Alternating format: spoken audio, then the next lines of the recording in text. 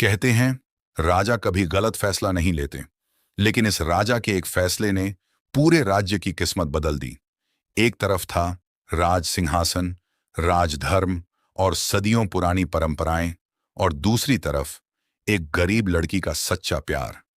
जब पूरे राज दरबार के सामने राजकुमार ने अपने ही पिता के फैसले को चुनौती दी, तो महल में ऐसा सन्नाटा छा गया जैसा पहले कभी नहीं देखा गया था। हर किसी को लगा अब उस गरीब लड़की की कहानी यहीं खत्म हो जाएगी। लेकिन उसी रात राजा ने ऐसा कदम उठाया जिसकी किसी ने कल्पना भी नहीं की थी। उन्होंने न सैनिक भेजे, न कोई आदेश दिया, बल्कि अपनी पहचान छिपाकर खुद उस गरीब लड़की से मिलने निकल पड़े। और जब उन्होंने अपनी आंखों से उस लड़की की सच्चाई, उसके संस्कार और उसका निश्चल हृदय देखा, तो एक राजा का दिल बदल गया। लेकिन क्या राज दरबार उस फैसले को स्वीकार करेगा? क्या एक गरीब लड़की सचमुच इस राज्य की रानी बन पाएगी, या फिर सदियों पुरानी परंपराएं दो सच्चे प्रेमियों को हमेशा के लिए अलग कर देंगी? जानिए एक ऐसे प्रेम की कहानी जिसने एक राजा की सोच और पूरे राज्य का इतिहास बदल दिया। सूर्यगढ़, भारत का सबसे समृद्ध राज्य, जहां राजा वीरेंद्र सिंह का न्याय और वैभव पूरे देश में प्रसिद्ध था। राजमहल की ऊंची दीवारों के भीतर एक ऐसा राजकुमार रहता था जिसे दौलत से ज्यादा अपनी प्रजा की मुस्कान प्यारी थी। याद रखो आर्यवीर, एक राजकुमार का पहला धर्म अपने राज्य और प्रजा की रक्षा करना होता है। जी पिताजी, आपकी आज्ञा मेरे लिए सर्वोपरि है। आपका स्वागत है राजकुमार। हम पर कृपा करें। सुप्रभात मेरे दोस्तों। राजकुमार जी, आप हर रोज हमारे गांव आते हैं। आपको देखकर लगता है कि एक दिन आप सबसे अच्छे राजा बनेंगे। अच्छा राजा वही होता है जो अपनी प्रजा को परिवार समझे, और मैं हमेशा यही कोशिश करूंगा। उसी राज्य के एक छोटे से गांव में मिट्टी के साधारण घर में रहती थी गौरी। गरीबी उसके घर में थी, लेकिन उसके दिल में नहीं। हर सुबह गौरी अपनी बीमार माँ की सेवा करती, फिर पूरे दिन मन मेहनत करके 2 वक्त की रोटी जुटाने निकल पड़ती थी।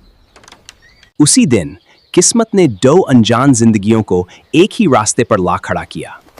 किसी को अंदाजा भी नहीं था कि यही मुलाकात इतिहास बन जाएगी। बस कुछ कदमों की दूरी रह गई थी। किस्मत अपनी सबसे खूबसूरत कहानी लिखने वाली थी, और दोनों इससे बिल्कुल अनजान थे।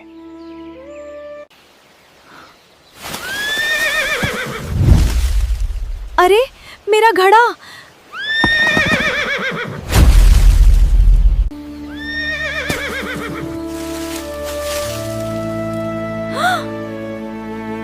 घबराइए मत, मैं संभाल लेता हूं।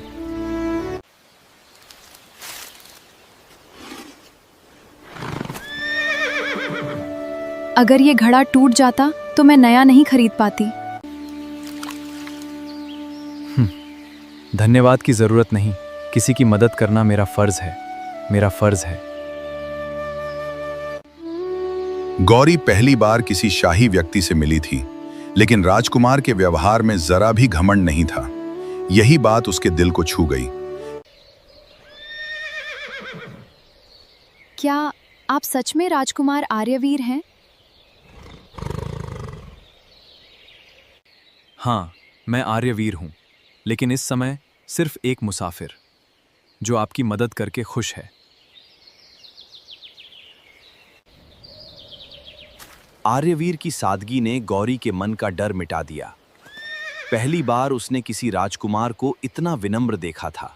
अगर आपको बुरा ना लगे तो क्या मैं आपका नाम जान सकता हूं? जी, मेरा नाम गौरी है। मैं पास के गांव में अपनी माँ के साथ रहती हूँ।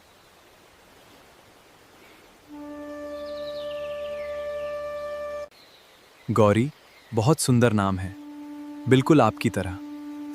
बिल्कुल आपकी तरह। राजकुमार जी, मेरी तारीफ मत कीजिए। मैं तो एक साधारण गांव की लड़की हूँ। इंसान की पहचान उसके कपड़ों या दौलत से नहीं, उसके दिल से होती है। और आपका दिल बहुत सुंदर है। आर्यवीर की बातें गौरी के दिल में उतरती चली गईं। पहली मुलाकात में ही दोनों के बीच एक अनकहा रिश्ता बनने लगा था। राजकुमार जी, अब मुझे चलना चाहिए, माँ मेरा इंतज़ार कर रही होंगी।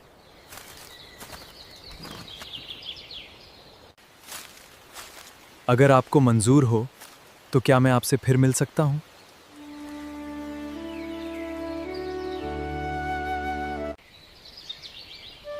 अगर किस्मत ने चाहा तो हमारी मुलाकात फिर ज़रूर होगी।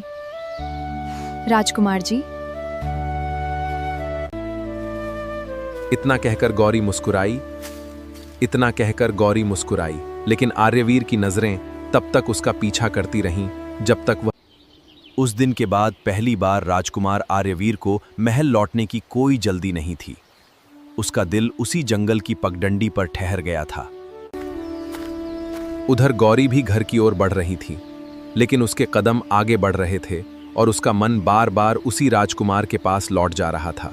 शाम होते होते आर्यवीर महल लौट आया, लेकिन आज उसके चेहरे पर वही मुस्कान थी जिसका कारण पूरे महल में कोई नहीं जानता था।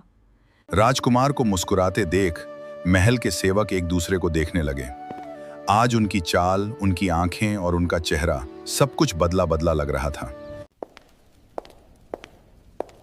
आज राजकुमार बहुत खुश दिखाई दे, लगता है कोई खास बात जरूर है। उधर राज दरबार में राजा वीरेंद्र सिंह दिन भर के राजकीय कार्य समाप्त कर अपने पुत्र का इंतजार कर रहे थे। उन्हें आभास था कि आज कुछ अलग है। आज लौटने में देर हो गई। सब ठीक तो हैं बेटा?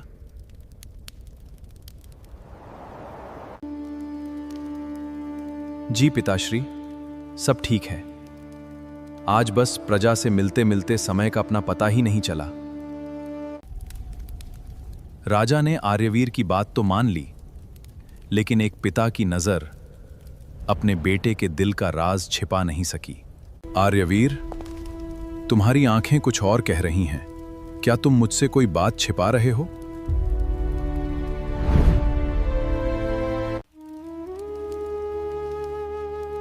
नहीं पिताश्री, मैं आपसे कुछ नहीं छिपा रहा, बस आज का दिन कुछ अलग था।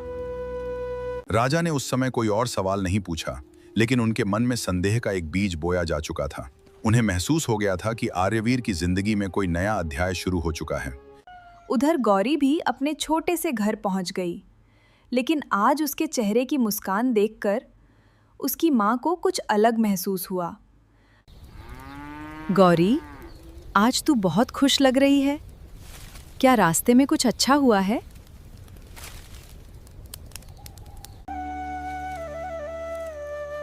बस आज का दिन थोड़ा अच्छा था, इसलिए मन अपने आप खुश है। गौरी ने सच तो छिपा लिया, लेकिन उसकी झुकी हुई नजरें और चेहरे की मुस्कान उसकी मां से कुछ भी छिपा नहीं सकी। उस रात आर्यवीर और गौरी दोनों अलग अलग जगहों पर थे, लेकिन उनकी सोच एक दूसरे के इर्द गिर्द ही घूम रही थी। पूरी रात दोनों की आंखों में नींद नहीं आई। पहली मुलाकात की हर बात बार बार उनके दिल और दिमाग में लौट कर आ रही थी। सुबह की पहली किरण के साथ ही आर्यवीर की आंख खुल गई। आज उसके मन में सिर्फ एक ही इच्छा थी, गौरी से दोबारा मिलने की। उधर गौरी भी आज पहले से कहीं ज्यादा जल्दी उठ गई। उसका दिल कह रहा था कि शायद आज फिर किस्मत उसे उसी रास्ते पर ले जाएगी। बिना किसी से कुछ कहे गौरी उसी जंगल वाले रास्ते की ओर चल पड़ी। उसके कदम तेज थे, लेकिन दिल की धड़कन उससे भी तेज थी। उसी समय राजमहल में भी आर्यवीर बिना देर किए अपने सफेद घोड़े पर सवार हुआ। उसका रास्ता भी उसी जंगल की ओर जा रहा था, जहां किस्मत फिर उनका इंतजार कर रही थी। कुछ ही देर बाद दोनों फिर उसी जंगल की पगडंडी पर पहुंच गए। इस बार उनके कदमों से ज्यादा तेज उनके दिल धड़क रहे थे। मुझे यकीन था आज तुम फिर यहीं मिलोगी गौरी।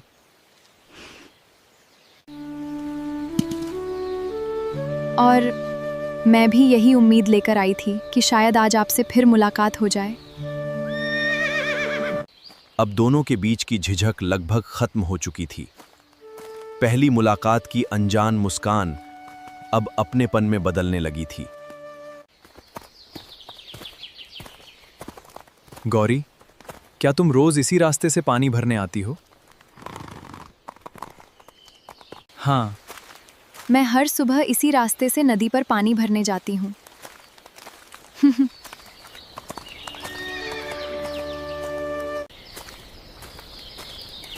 तो अगर मैं भी हर सुबह इसी रास्ते पर आ जाऊं, तो तुम्हें कोई आपत्ति तो नहीं होगी? आपत्ति क्यों होगी? बल्कि मुझे भी आपका इंतजार रहेगा राजकुमार जी।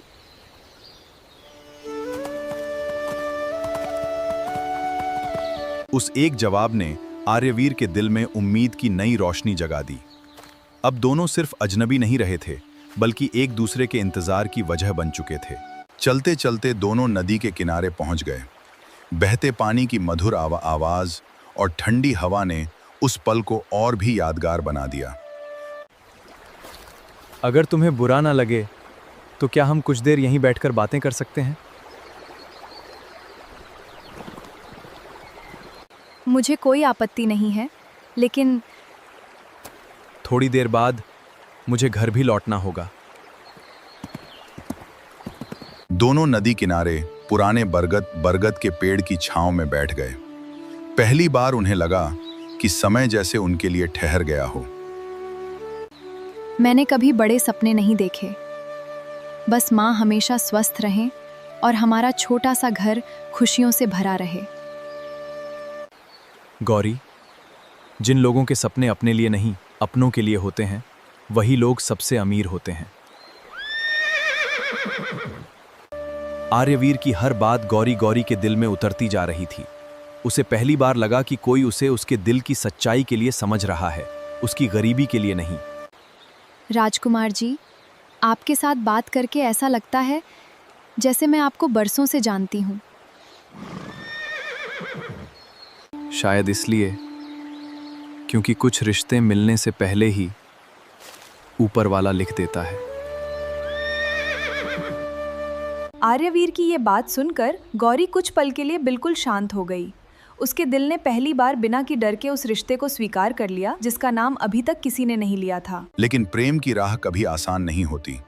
उसी समय राजमहल में महामंत्री महादेव ने राजकुमार की रोज रोज जंगल जाने की आदत पर ध्यान देना शुरू कर दिया था।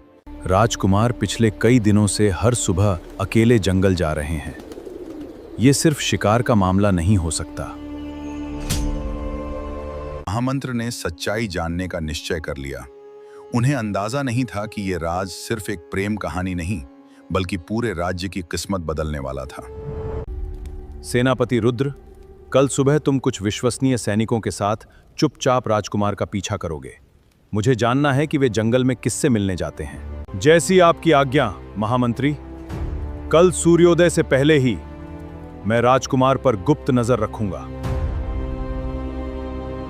अगली सुबह सूरज उगने से पहले ही सेनापति रुद्र अपने चुने हुए सैनिकों के साथ महल के पीछे छिपकर राजकुमार का इंतजार करने किसी को भी इस गुप्त योजना की भनक नहीं थी। उधर आर्यवीर हमेशा की तरह बिना किसी शक के अपने सफेद घोड़े पर सवार होकर जंगल की ओर निकल पड़ा। उसे जरा भी अंदाजा नहीं था कि आज। उसी समय गौरी भी हमेशा की तरह नदी की ओर निकल पड़ी। उसे नहीं पता था कि आज उसकी जिंदगी का सबसे बड़ा राज किसी और की नजरों में आने वाला है। कुछ ही देर बाद उसी नदी किनारे आर्यवीर और गौरी फिर मिले, लेकिन इस बार पेड़ों के पीछे छिपी कुछ नजरें उनकी हर बात पर निगाह रखे हुए थीं। सेनापति रुद्र ये देखकर स्तब्ध रह गया। उसे यकीन ही नहीं हो रहा था कि राज्य का राजकुमार एक साधारण गरीब लड़की से प्रेम करता है। ये बात तुरंत महामंत्री तक पहुंचानी होगी, लेकिन पहले मुझे पूरी सच्चाई जाननी होगी। उधर आर्यवीर और गौरी अपने चारों ओर मंडराते खतरे से बिल्कुल अनजान थे। उनके लिए उस समय पूरी दुनिया सिर्फ वही नदी, वही बरगद और एक दूसरे की मुस्कान थी। गौरी, मैं नहीं जानता भविष्य में क्या होगा, लेकिन एक बात का वचन देता हूं, मैं तुम्हारा साथ कभी नहीं छोड़ूंगा। और मैं भी, चाहे कितनी भी मुश्किलें आएं, आपके विश्वास को कभी टूटने नहीं दूंगी। इन दोनों की कस्में सुनकर सेनापति रुद्र समझ गया कि ये कोई क्षणिक आकर्षण नहीं बल्कि सच्चा प्रेम है, लेकिन वो अपने कर्तव्य और अपने दिल के बीच बुरी तरह उलझ चुका था। आखिरकार सेनापति ने अपने कर्तव्य को चुना। उसने अपने सैनिकों को महल लौटने का संकेत दिया, जबकि आर्यवीर और गौरी अब भी आने वाले तूफान से पूरी तरह अनजान थे। उसी दोपहर सेनापति रुद्र सीधे राजमहल पहुंचा। उसके चेहरे की गंभीरता देखकर महामंत्री समझ गए कि वो कोई साधारण समाचार लेकर नहीं आया है। जो आपने सोचा था वो सच निकला। राजकुमार आर्यवीर जंगल में एक गरीब गांव की लड़की गौरी से मिलने जाते हैं और दोनों एक दूसरे से सच्चा प्रेम करते हैं। कुछ पल के लिए पूरे कक्ष में सन्नाटा छा गया। महामंत्री महादेव समझ चुके थे कि यह केवल एक प्रेम कहानी नहीं बल्कि राजगद्दी, परंपरा। ये बात अब छिपाई नहीं जा सकती। महाराज को सच्चाई जाननी, चाहे इसके बाद कुछ भी हो।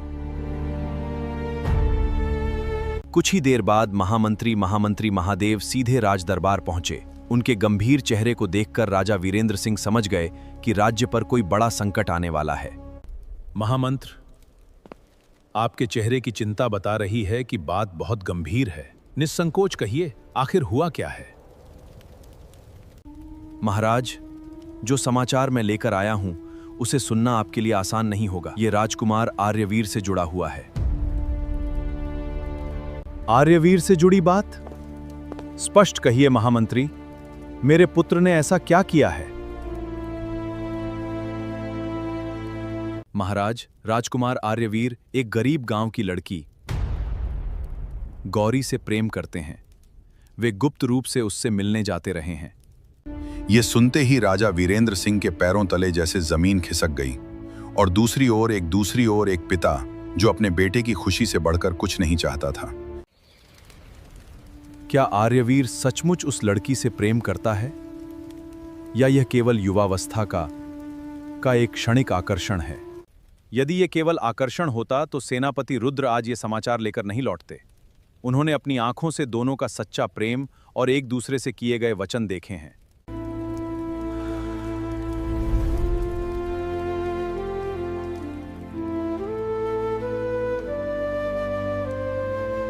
महामंत्र, राजकुमार आर्यवीर को तुरंत राजदरबार में बुलाया जाए। अब समय आ गया है कि मैं अपने बेटे से स्वयं इस विषय में बात करूं।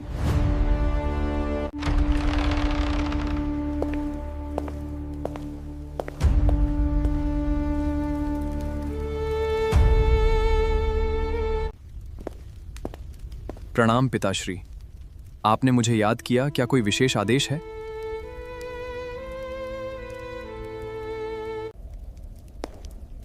आर्यवीर, मैं तुमसे एक प्रश्न पूछूंगा। मुझे आशा है कि तुम अपने पिता और अपने राजा दोनों से सत्य ही कहोगे। पिताश्री, मैंने आज तक आपसे कभी कोई बात नहीं छिपाई। आज भी जो पूछेंगे उसका उत्तर पूरी सच्चाई से दूंगा। राजा वीरेंद्र सिंह की आंखों में आज वो अधिकार नहीं बल्कि एक पिता का दर्द था। उन्होंने वो सवाल पूछ लिया जिसे वो टालना चाहते थे। हाँ पिताश्री, मैं गौरी से प्रेम करता हूं और ये कोई क्षणिक आकर्षण नहीं बल्कि मेरे जीवन का सबसे सच्चा निर्णय है। आर्यवीर के मुंह से सच सुनते ही पूरे राजदरबार में सन्नाटा छा गया। किसी को भी उम्मीद नहीं थी कि राजकुमार बिना किसी डर के अपने प्रेम को सबके सामने स्वीकार कर लेंगे। आर्यवीर, क्या तुम्हें यह एहसास है कि तुम केवल मेरे बेटे नहीं हो, तुम इस राज्य के भावी राजा भी हो। तुम्हारा हर निर्णय पूरे राज्य की किस्मत बदल सकता है। मुझे अपने कर्तव्य का पूरा ज्ञान है पिताश्री, लेकिन क्या एक भावी राजा को अपने जीवन साथी को चुनने का अधिकार भी नहीं होना चाहिए? अधिकार अवश्य है आर्यवीर, लेकिन एक राजा का हर अधिकार उसके कर्तव्य से छोटा होता है। राज सिंहासन केवल सम्मान नहीं बल्कि त्याग भी मांगता है। यदि राज सिंहासन पाने की कीमत सच्चे प्रेम का त्याग है तो ऐसा निर्णय लेना मेरे लिए आसान नहीं होगा पिताश्री। राजकुमार की यह बात सुनकर पूरे दरबार का वातावरण और भी भारी हो गया। पहली बार किसी उत्तराधिकारी ने प्रेम और राजधर्म को एक दूसरे के सामने खड़ा कर दिया था। आर्यवीर, यदि मैं तुम्हें आदेश दूं कि आज के बाद तुम गौरी से कभी नहीं मिलोगे, क्या तुम अपने राजा की आज्ञा का पालन करोगे? महाराज, मैं आपका पुत्र हूं आपका सम्मान मेरे लिए सर्वोपरि है।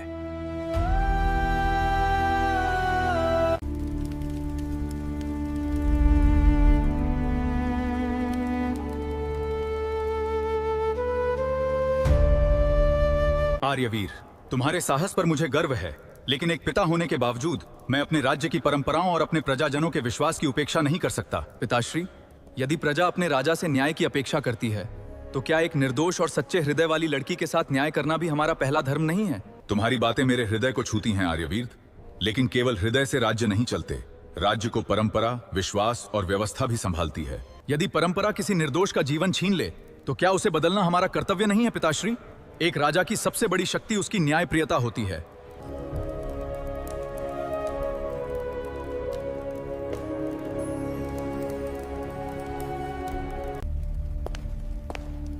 लेकिन यदि अनुमति हो तो मैं भी कुछ कहना चाहता हूं। यह निर्णय केवल राज परिवार का नहीं, पूरे राज्य के भविष्य का है। कहिए महामंत्री, इस समय आपका हर विचार मेरे लिए महत्वपूर्ण है। निडर होकर अपनी बात रखिए।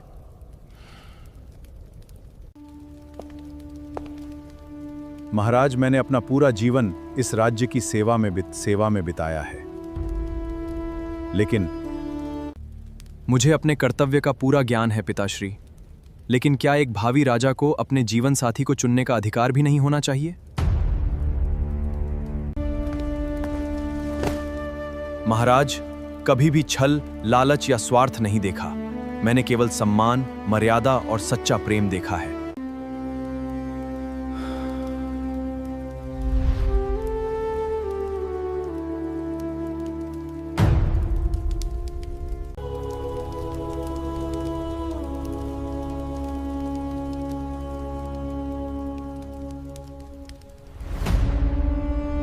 पिताश्री, यही मेरे लिए सबसे बड़ा सौभाग्य होगा। मुझे पूरा विश्वास है कि गौरी के संस्कार और उसका निर्मल हृदय आपके हर प्रश्न का उत्तर स्वयं दे देंगे। यदि परंपरा किसी निर्दोष का जीवन छीन ले, तो क्या उसे बदलना हमारा कर्तव्य नहीं है पिताश्री? एक राजा की सबसे बड़ी शक्ति उसकी न्यायप्रियता होती है। उधर गौरी को इस बात का जरा भी आभास नहीं था कि आज उसके घर एक ऐसा अतिथि आने वाला है जिसके एक निर्णय से उसकी पूरी जिंदगी बदल सकती है। गांव की सीमा पर पहुंचकर राजा वीरेंद्र सिंह और महामंत्री महादेव अपने घोड़ों से उतर गए। वे किसी साधारण मुसाफिर की तरह पैदल चलते हुए गौरी के घर की ओर बढ़ने लगे। जैसे ही दोनों गौरी के घर के पास पहुंचे, उन्होंने एक ऐसा दृश्य देखा जिसने राजा वीरेंद्र सिंह के मन को पहली ही नजर में छू लिया। राजा वीरेंद्र सिंह ने कुछ क्षण तक गौरी को ध्यान से देखा। उसके चेहरे पर न घमंड था, न दिखावा, केवल सादगी, सेवा और करुणा थी। उसी समय गौरी की नजर उन दोनों मुसाफिरों पर पड़ी। बिना यह जाने कि वे कौन हैं, वो मुस्कुराते हुए उनके स्वागत के लिए आगे बढ़ गईं। नमस्ते। गौरी ने बिना कोई प्रश्न पूछे दोनों मुसाफिरों के सामने मिट्टी के घड़े का ठंडा पानी और बैठने के लिए एक साफ चटाई बिछा दी। उसके लिए अतिथि सबसे पहले थे। आइए, थोड़ा विश्राम कीजिए। अतिथि हमारे लिए भगवान के समान होते हैं। यदि किसी और चीज की आवश्यकता हो तो निस्संकोच बताइए। बेटी, तुम्हारे संस्कार देखकर मन प्रसन्न हो गया। आजकल बिना पहचान के कोई इतना अपनापन नहीं दिखाता। बाबा, मेरे माता पिता ने सिखाया है कि इंसान की पहचान उसके कपड़ों या धन से नहीं, बल्कि उसके व्यवहार से होती है। अतिथि का सम्मान करना हमारा कर्तव्य है। गौरी की बातें सुनकर राजा वीरेंद्र सिंह के मन में उसके प्रति सम्मान और भी बढ़ गया। उन्हें पहली बार लगा कि सच्ची महानता महलों में नहीं, बल्कि ऐसे सरल। बेटी, यदि तुम्हें कभी बहुत बड़ा सम्मान, धन दौलत या राजसी जीवन मिल जाए, तो क्या तुम अपने इन संस्कारों को भूल जाओगी? बाबा, धन और सम्मान इंसान की किस्मत बदल सकते हैं, लेकिन अच्छे संस्कार कभी नहीं बदलने चाहिए। यदि वे बदल जाएं, तो सारी दौलत भी व्यर्थ है। गौरी का उत्तर सुनते ही राजा वीरेंद्र सिंह के मन की आखिरी शंका भी दूर हो गई। उन्हें समझ आ गया कि आर्यवीर ने केवल एक बेटी, तुम्हारे माता पिता सचमुच भाग्यशाली हैं। उन्होंने तुम्हें केवल शिक्षा ही नहीं, बल्कि जीवन जीने का सही मार्ग भी दिया है। आपकी कृपा है, वो सही कह रहे हैं। बाबा, यदि मेरे माता पिता ने मुझे कुछ अच्छा सिखाया है, तो वही मेरी सबसे बड़ी दौलत है। बाकी धन संपत्ति तो एक दिन आ भी सकती है और चली भी सकती है। लगता है गौरी की सादगी, विनम्रता और विचारों ने राजा वीरेंद्र सिंह का हृदय पूरी तरह जीत लिया। बेटी, अब हमें चलना चाहिए। तुम्हारे स्नेह और आतिथ्य को हम जीवन भर नहीं भूल पाएंगे। ईश्वर तुम्हें सदैव सुखी रखे। जी, आपका बहुत धन्यवाद। आप दोनों का हमारे घर आना ही हमारे लिए सौभाग्य की बात है। आपकी यात्रा मंगलमय हो। जब भी इस गांव में आएं, ये घर आपका ही रहेगा। गांव से बाहर निकलते ही राजा वीरेंद्र सिंह कुछ देर के लिए रुक गए। उन्होंने पीछे मुड़कर गौरी के घर की ओर देखा और उनके चेहरे पर संतोष भरी मुस्कान आ गई। महाराज, अब तो आपने स्वयं सब कुछ देख लिया। गौरी सचमुच गुण, विनम्रता और संस्कारों की मिसाल है। महामंत्री, आज मैंने समझ लिया कि राजसी वंश से बड़ा मनुष्य का चरित्र होता है। गौरी जैसी बेटी किसी भी राजमहल की शोभा बन सकती है। राजा वीरेंद्र सिंह का निर्णय अब पूरी तरह बदल चुका था। वे महल लौटकर केवल एक राजा की तरह नहीं, बल्कि एक न्यायप्रिय पिता की तरह भी निर्णय लेने वाले थे। न जाने पिताजी कौन सा फैसला लेकर लौट रहे होंगे। तातश्री आर्यवीर,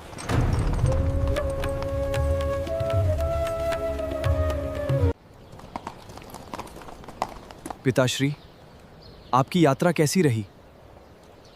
क्या आप गौरी से मिले? हाँ आर्यवीर, मैं गौरी से मिला और जो मैंने वहां देखा उसने मेरे मन की हर शंका दूर कर दी। अब सब ठीक हो गया। गौरी केवल तुम्हारे प्रेम के योग्य ही नहीं, बल्कि इस राज्य की भावी रानी बनने के भी योग्य हैं। मैंने उसके भीतर विनम्रता, करुणा और सच्चे संस्कार देखे हैं। पिताश्री, आपने मेरे प्रेम पर ही नहीं, मेरे विश्वास पर भी भरोसा किया है। आपका यह निर्णय मैं जीवन भर नहीं भूलूंगा।